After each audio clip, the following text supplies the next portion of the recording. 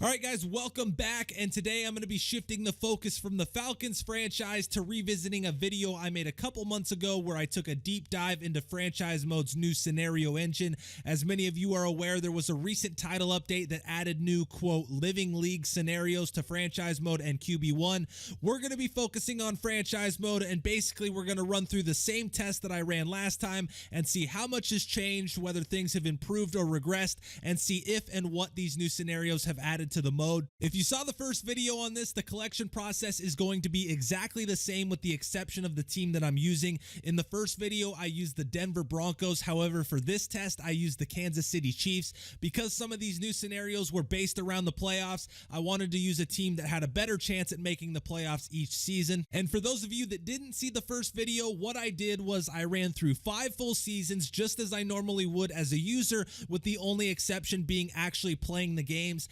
Everything was set to manual. I made all the preseason cuts, did all the scouting, dealt with all the injuries, trades, roster moves, free agency, the draft, all of it. Like I said, I was controlling everything just as I normally would if I was actually playing the franchise myself, with the lone exception being actually playing the games. Along the way, I tracked every scenario interaction that occurred, as well as information surrounding when the scenario occurred, what kind of scenario it was, who was involved in the scenario, any questions or choices that I was faced with, the choices or responses I then made, any goals that I received as a result of those choices, and then lastly, any rewards or penalties I received as a result of the scenario that I encountered. And then lastly here, the main points that I'm focusing on when it comes to scenarios are frequency and how often I'm seeing and interacting with the scenario engine, variety and how many different scenarios you see over the course of a season, as well as over the course of multiple seasons, and then impact and how these scenarios I'm facing are affecting my players, my team, and the league, either positively or negatively. If you didn't see the first video, again, do not worry. I'll have some of the numbers from that video here for comparison, and I'll also be talking about some of the differences as well. So while I do encourage you to check that out, it's not at all necessary for what I'm going to be showing and talking about in this video. But as we start here with frequency, I had a total of 102 scenarios over the 5 seasons, which averages out to basically 20 per season, and that's up from the previous test I did where there was only 89 scenarios. As you can see in the gray, there was only one season from the first test that hit 20 scenarios, but this time around I hit 20 in pretty much every season except for that one that hit 19. Just like my previous test, I didn't include any of the follow-up interactions in these numbers, so if I had a frustrated receiver scenario, I wouldn't count him coming back to me after the next game as its own scenario since they're part of the same situation. This is important to mention because while 20 scenarios per season is only about 1 per week, you'll be interacting with the scenario engine a lot more than that, and with this update there did seem to be noticeably more interactions, and that was for a couple of reasons, which leads me into variety. So looking at the different types of scenarios that we encountered, the most common was once again the X Factor scenarios, albeit at a much lower rate than I saw previously. Over the course of the 5 seasons I saw 39, while in my first test I saw 48. The interesting thing here is that just like the previous test, there's times where you will be facing an X Factor that week, but you won't get a scenario for whatever reason. I'm guessing that's intended for balancing purposes, but as you'll see later with how things are, there's really no reason for that to be the case, so I'm not exactly sure why that happens. All in all though, the positions that triggered were the same as before, and going back and thinking about it, I probably should have used the Chargers just to see if I could get a tight end X Factor scenario by facing Travis Kelce. But next up was the beat reporter, which was also the second most common scenario in the first test. The biggest difference here is the removal of the preseason scenario where she introduces herself, and then the removal of the post-game reaction scenario where she asked after your first preseason game which side of the ball needed more improvement. With those gone, it was just important win and Pro Bowl notifications, which by and large seem pretty pointless. You will occasionally get Coach XP for the important win scenario, but for the most part they just seem like filler more than anything. And next up is where the biggest change occurred, and that's to the breakout player scenarios. I only saw 3 in all 5 seasons of my previous test, but this time around they were much more common and I saw 17, and that makes a lot of sense given that they were a big part of the update, and I ended up seeing a ton of running back and wide receiver breakout scenarios. And these breakout scenarios are going to be something that I get into more in another upcoming video, but overall it seems like the dip in the X Factor scenario frequency was made up for here with these, as the percentage of the two together is just about the same as it was the first time around. Moving on to the frustrated player scenario, which I encountered 9 times this test, which is up 1 from the 8 that that I saw previously, and just like last time, this was once again strictly limited to the running back and wide receiver positions. The bye week scenario was once again seen 5 times, which should come as no surprise as there's a bye week every year. I would like to see this scenario become something that has more variables than just choosing between rest and prep every year though. Next up is the mentorship scenario, which was down from my previous test. I once again only saw the offensive line and wide receiver versions and didn't see the new quarterback one, but that was mainly due to the fact that my quarterback was Patrick Mahomes, so I never really had a rookie worth mentoring.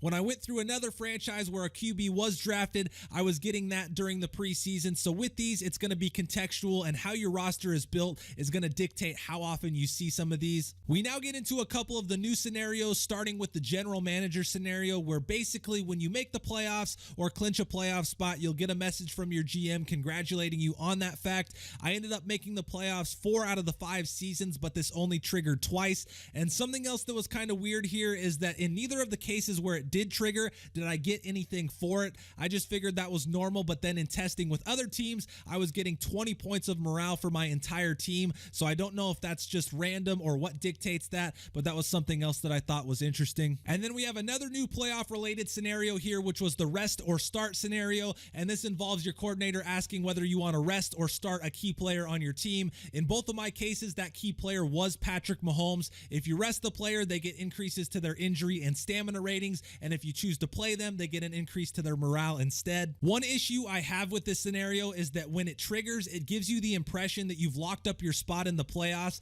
and have nothing left to gain or lose. But in both cases where it did trigger for me, my team had plenty to gain and plenty to lose, so choosing to rest really shouldn't have been an option. Then as we start to wrap up here, we have the short week scenario, which I only got twice. This one should be like the bye week scenario where it happens once a year, but the scheduling doesn't really account for that, so it doesn't. The players only meeting is the scenario that you get when you're on a losing streak, and I only saw that one time. If I was using a worse team, I would have seen it more, and that's the reason why I did see it more the first time around. The scenario played out the same, however, with the options to call out the defensive line, the linebackers, or the defensive backs. And then finally is the onboarding player development scenario that only pops up when you first start your franchise and gives you an overview of how dev traits work. So that takes us to impact, and what you're seeing in the green on the left is a sum of all the positive outcomes that I received from the scenarios, and all of the rewards are consolidated into the player or unit they affected rather than being listed individually. And with the positives come the negatives, except not really, because the only negative effects I incurred over the 5 seasons was 7 points to team morale and 5 points to Walter Poe. If you saw the first video, this doesn't look much different and was to be expected, but it's still disappointing to see nonetheless. Just to quickly go over where these negative effects came from,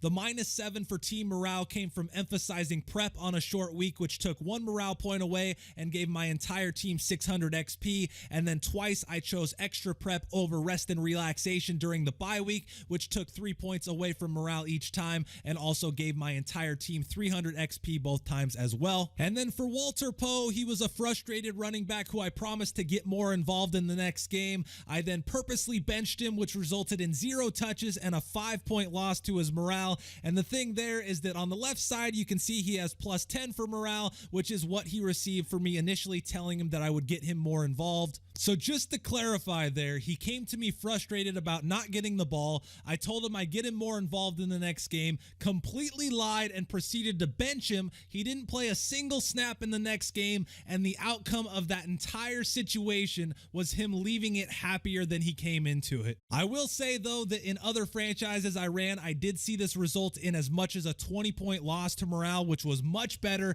but I think this kind of shows the same problems that I mentioned before. Everything is so predicated on success and rewards, and even in situations where you do everything wrong, or in my case with the intent to fail, you're still more than likely at worst going to come away from situations like that the same as you entered them, or even better. And then if you succeed or do the right things, you're rewarded in such a huge fashion over and over and over again. And when you look at the amount that's on that left side, that doesn't even take into account all of the scenarios that I failed. This list would likely look even more ridiculous if I was actually playing the games and conscious of going after the goals that I received.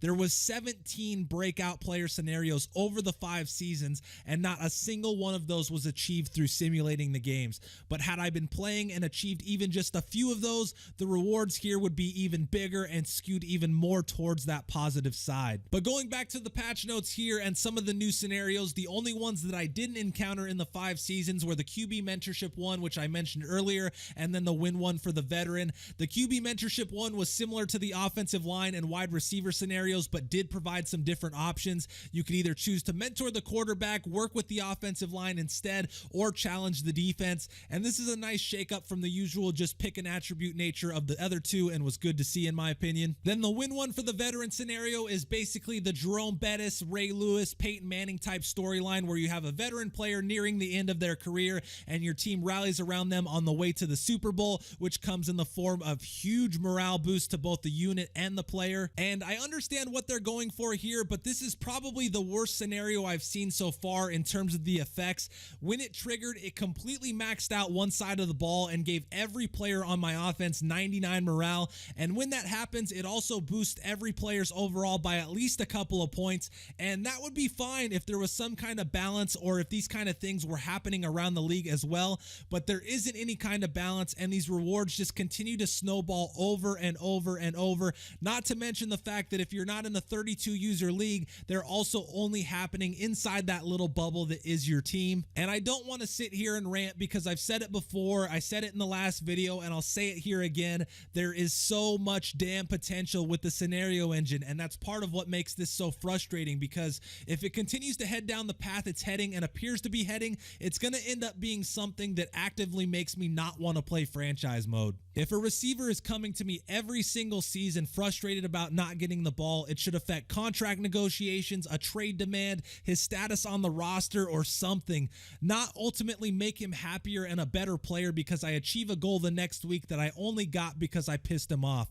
I also don't want to sit there for 16 games clawing and fighting to make the playoffs just to have one side of the ball go Super Saiyan in the postseason because I have a 37-year-old guard. There needs to be more meaning to the decisions you're making, and you're not going to get that without facing obstacles and potentially negative outcomes. If someone with a $100 bill holds it out in front of me and says, if you can take this, you can keep it, I have nothing to lose. If I take it, I'm $100 richer. If I don't get it, I'm at the same place I was when I started. Now, if that person says, if I can take it, I can keep it, but if I don't take it, they're going to punch me square in the face, that seriously changes the entire dynamic of that situation. But all jokes aside, the lack of consequence and risk is going to inherently make those scenarios and choices feel less important. And what also contributes to that is the fact that pretty much every scenario is based around a 1 to 2 week window, and that kind of reinforces that feeling of just going through the motions and only playing week to week rather than over the course of a season. When you get a breakout player scenario, it's based on what he did the previous week, and what he does the next week dictates what happens, and then that's that. You get a frustrated player scenario based on a bad previous game, and then you get a goal for the upcoming game, and after that it's as if nothing ever happened. The scenario engine needs to be about creating stories with meaningful decisions, and also enhancing the storylines that are already occurring within your franchise mode, and probably more importantly, building or playing off of those moving forward. But I think that's all I got. If you guys want to see the Google Doc with all of the track data, there will be a link to that in the description. And then just like the last video, there will also be a link to a thread that I created on Operation Sports where you can create your own scenario. And I definitely encourage you guys to go there if you have any ideas for scenarios that you'd like to see. I want to do some videos on scenario suggestions and improvements moving forward. It's just a matter of taking the time to do so. But I will have another video here shortly about breakout scenarios and how those kind of work. So if you guys are interested in that, stay tuned. The Falcons franchise will also be back up next week, so keep an eye out for that as well. But like I said, that's going to do it here. Hope you guys enjoyed the video, and until next time, thanks for watching.